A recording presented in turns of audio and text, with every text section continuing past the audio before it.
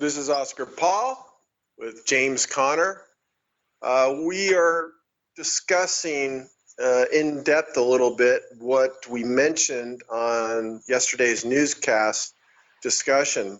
And specifically, we're going to discuss the encroachment of freedom of expression, as well as the encroachment on due process of law that's happening all over Western civilization, specifically Europe and North America, United States, Canada, and Europe specifically.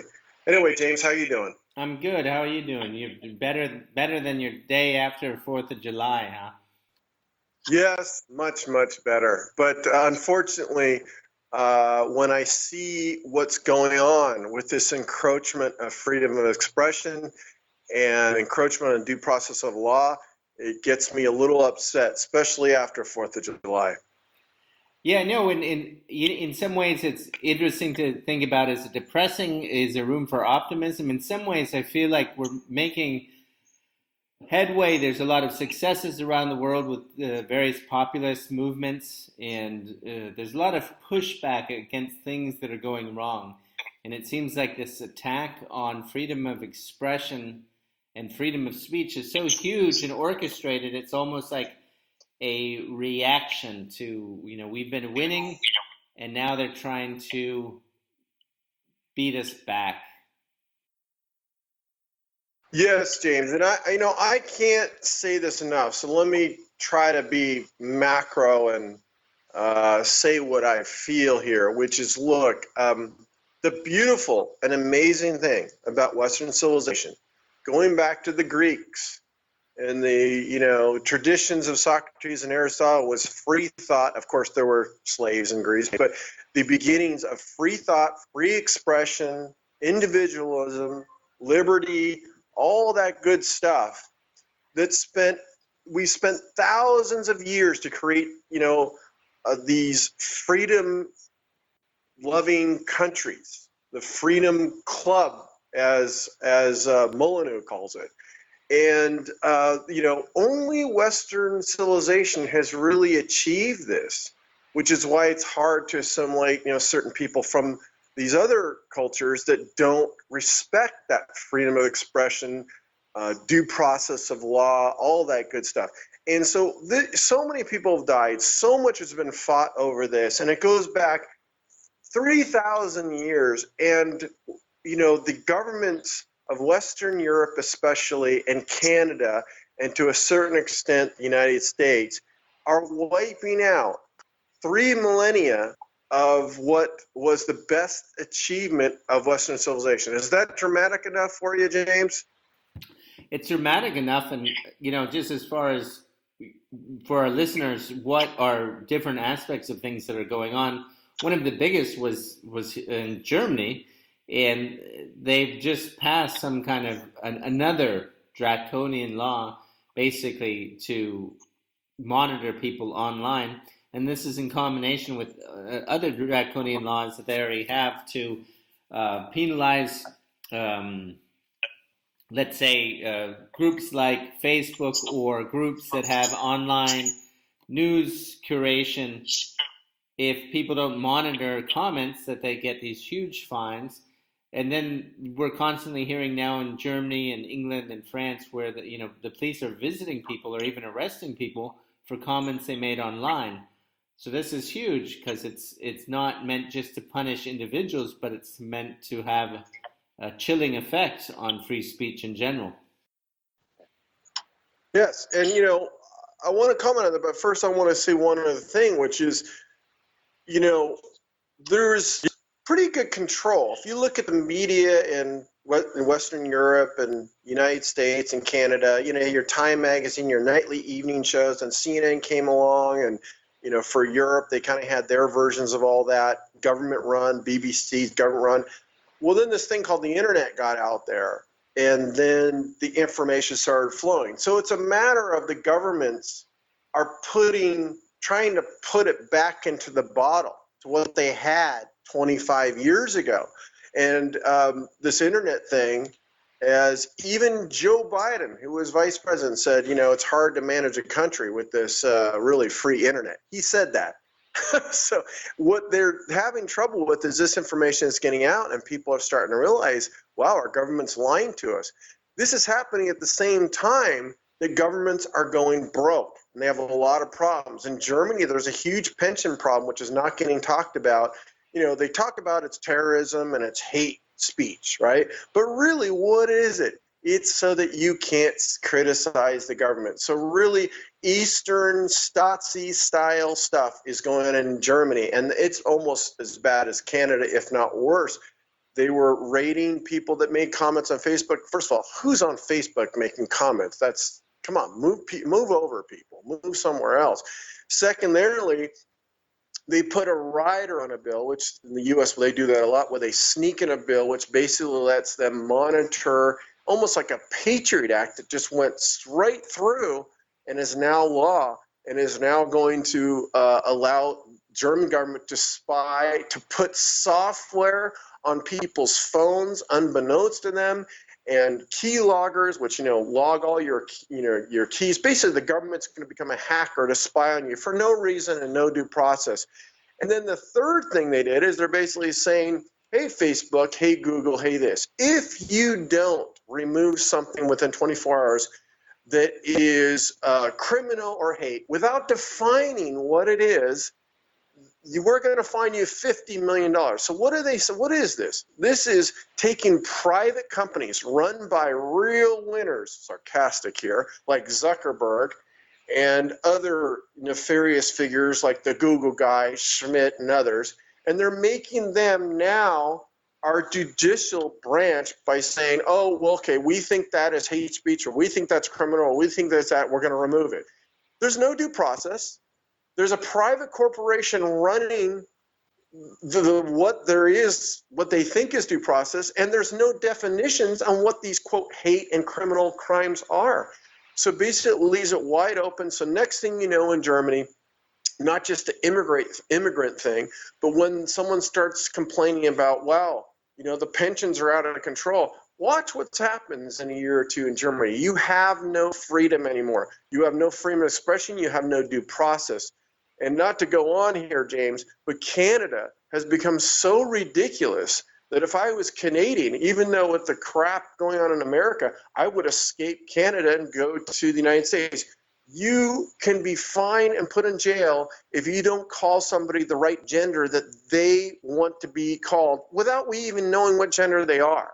In other words, if someone wants to be called a cis, trans, upside down clown, I have to get that right, or that's a criminal offense. You can't say anything bad about anybody. You can't say anything about Islam anymore. Canada has become a full repressive state. They smile and all that other stuff, but that Trudeau guy is a complete statist, and he's locking down his country. So the U.S., I know what's going on here, but the U.S. is the last vestige of any freedom of expression or anything, but they are trying to clamp down here with the hate speech. I mean, it's so ridiculous. On the San Francisco Chronicle yesterday, someone wrote on a car in Oregon, go home California, stay out, because there's so many Californians moving to Oregon. What did the Chronicle call it? Is this hate speech against California? So it's gotten so out of hand that this is their way, because of our Constitution, our Bill of Rights. They're getting around that by calling things hate speech and that sort of stuff. So it's under attack on all continents. Germany and Canada are leading the pack, although the rest of the European countries have these, protected classes you can't talk about, immigrants and others. But it's out of control, James, and it's really upsetting, and it is destroying any due process or freedom of expression. So we had a podcast the other day with Spencer Morris, and he has a news site in Canada, and that's the National Editorial, Economics Editorial, and he said the way that works is that they actually don't enforce all this stuff, so it's just on the books. But of course, what that does is that has a chilling effect. I mean, there's all these laws, so everyone's criminal, and then they just selectively enforce. And I mean, you get into this. What he was emphasizing is in Canada now, because of a couple, and his background is law and economics, because of some rulings, truth is no defense. So you get into this really tricky area that if you talk about someone being, I mean, it could be across the board. You could talk about someone being ugly. Maybe they're offended by that. And, well, what's ugly? Or someone being low IQ, or, I mean, all these things that are vague but not entirely vague. And then they have these basically legislation saying that, ultimately, if you prove that something you said is true, it doesn't matter. That's not a defense if you've offended or triggered some certain special category of people or group or people who don't like that. And then in Germany, what also is going on, which is not quite clear, I think, to everybody, is the press is much more controlled in the US. So the press seems very controlled in the US. It's much more controlled in Germany. The Germany just they have intense control of the newsrooms, and there's only small internet sites that actually have something approaching a free hand to publish what they want. Axel Springer is the big publisher in Germany that's supposed to be conservative. They're not that conservative. Yes, and I would suggest that, we ask the question, when is Germany going to wake up? Well, listen, if they don't have the information, that's one reason why they're not going to wake up. On your comment of they have these things on the book, but they're not using them, well, you talk to Mark Stein. He shows up on Fox News every once in a while. He was on Tucker Carlson. He was, there was a case against him. And they're even using this new, you must use the correct pronoun against the company right now. So already they're putting together some cases to show the public, you better not do this. But that's always the case. They say in the United States, every American does 3 felonies a day. And if we look at the highest up NSA whistleblower of all time, William Binney, who basically designed the entire spy program that the NSA is using today, he became a whistleblower. They went after him, but he won. He basically says, look, they collect everything on everybody. And if you pop your head up and they don't like it, then they go back, using the metadata. That's when, metadata was innocent. No. And then they look up, they pull up all your phone calls, they pull up everything.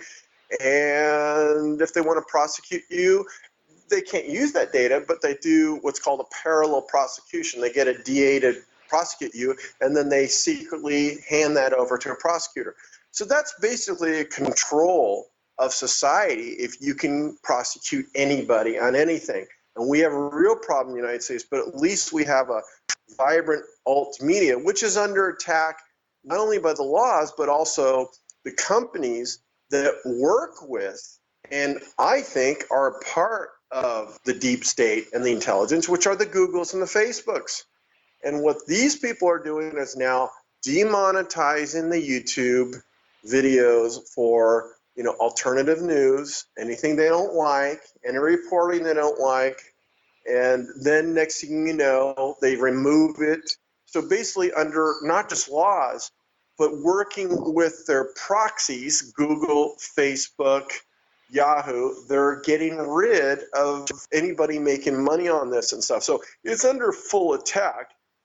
I don't want to be doom and gloomy here, but we should talk about solutions. And the great news is there are solutions being popped up. We made a huge mistake in the internet by allowing central control databases. Facebook makes money on your information that you post there. Well, you should control your own information and not give some middleman guy that's actively working against you and your interest by selling your information.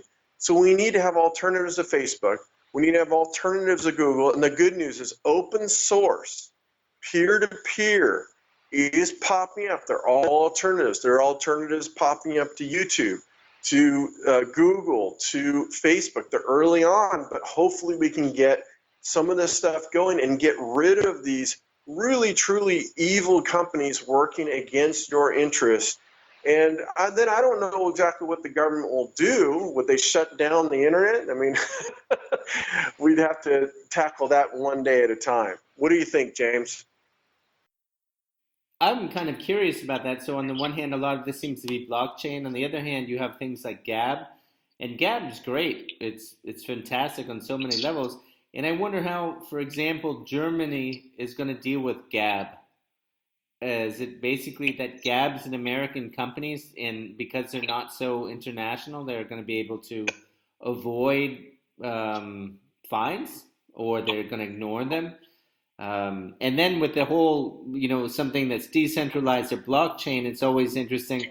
Okay, so how does it take off? How does it get enough of a following so that you can actually reach people? So some of these little ecosystems are very pleasurable, um, but then when you turn to people, there's always this thing of kind of inertia. If people aren't on these kind of social sites, then people fall back to Facebook. But we took Facebook off the front page of Connor Post, and there was so many problems. They're just constantly. It seems like you're getting shadow banned. You try and put out articles, they ban you. I was constantly getting contacted from people saying, "Hey, we're not getting your articles. These things aren't coming up." It's an indication of what's to come. I mean, if you try and get your information from Facebook, if you try and keep up with things on Facebook, know that if you have a big following, you constantly are at risk of getting banned. If you get your news there, you're not getting the real picture. And there's just so many reasons. Facebook sells your stuff. They give all the information to the government. There's so many reasons why these Google, Facebook, Twitter things are just evil. Yeah, isn't it ironic that Google had "do no evil" as their initial? And I would suggest people, I'm sure you had them up before, but they're pretty old. There's some beautiful write-ups on the beginnings of Facebook and Google.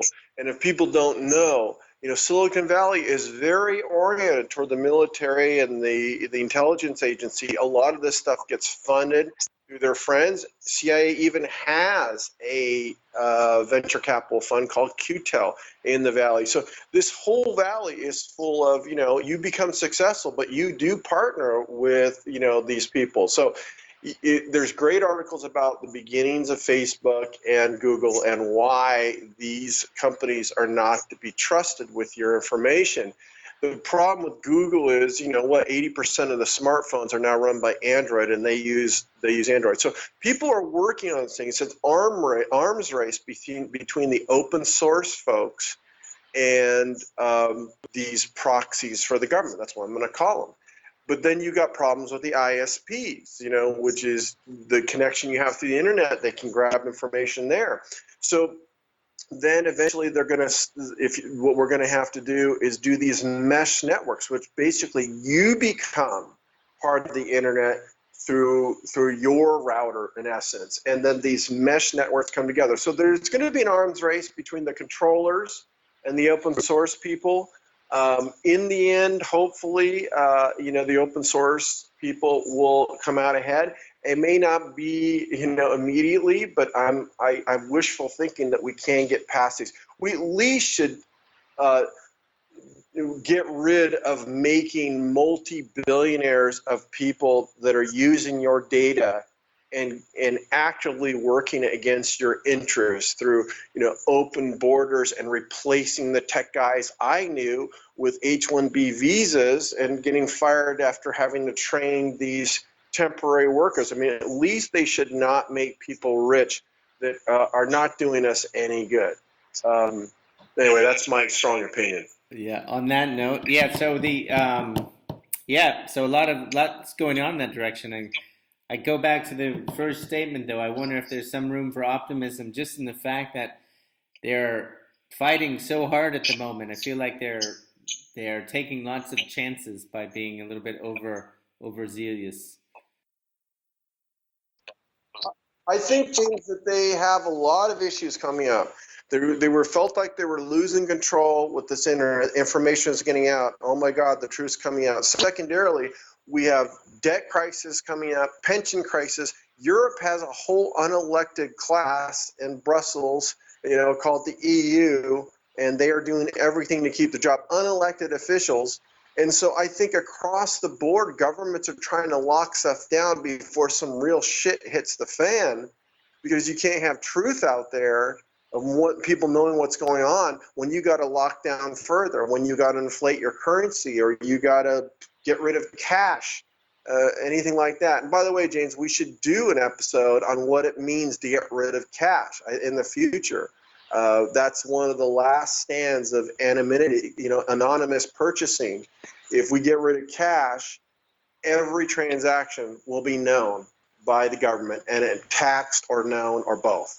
But that's another subject. So I think the governments are running scared, and that's, I guess, good. But a scared animal acts in crazy ways and is the most dangerous. On that note, Excellent, James. good. So we'll wind it up. But good talking again. All right, James.